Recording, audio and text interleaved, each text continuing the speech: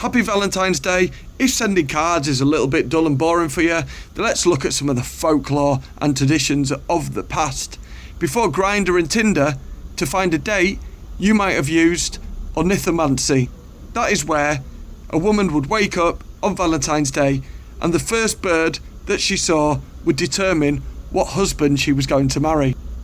For example, if she saw a canary, it would determine she was going to marry a doctor. A goldfinch, a very rich banker. A woodpecker, it meant you were going to stay single. But it just begged the question, what would happen is the first thing that you saw was either a blue tit or a great tit. Or, if that didn't work, you could try hemp seed divination. That is where at midnight on Valentine's Day, you would go to the graveyard and you would run around the church 12 times and at the end scatter hemp seed. But you would have to say this rhyme. Hemp seed I sow, hemp seed I sow. He who loves me best come after me and mow. Then it was said if you look behind you, you would see the ghost of the man you were going to marry that year. If that all seems far too adventurous, you could simply pin 5 bay leaves to your pillow on Valentine's Day, and in your dreams you will meet the man that you need to pay the attention to for the rest of the year, because that's who you're going to marry. When I was at school, I was one of the only kids that never ever received a Valentine's card. In fact, I once spent hours and hours making this magazine for a girl. Asked her to be my Valentine, she took it and put it immediately down the toilet and flushed it away.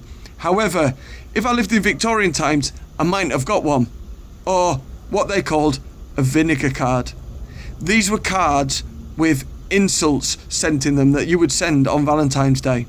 And if you were feeling particularly mean, you may send it and forget to affix the postage so that they would have to pay for their own card to read their own insult. You think trolling's new? The Victorians did it, and on Valentine's. In Norfolk, England, we have Jack Valentine. Now, Jack Valentine would supposedly come to your house and leave chocolates, presents on your doorstep. However, you don't want to meet Snatch Valentine. Careful, not what you think. Snatch Valentine would leave your box of chocolates, and as you went to get them, they would suddenly pull away, as if covered by string. Maybe they were. In Wales, men would carve, and some still do, a massive wooden spoon. In that would be keys, the keys to the heart, or wheels to represent the hard work of the relationship they were going to put in.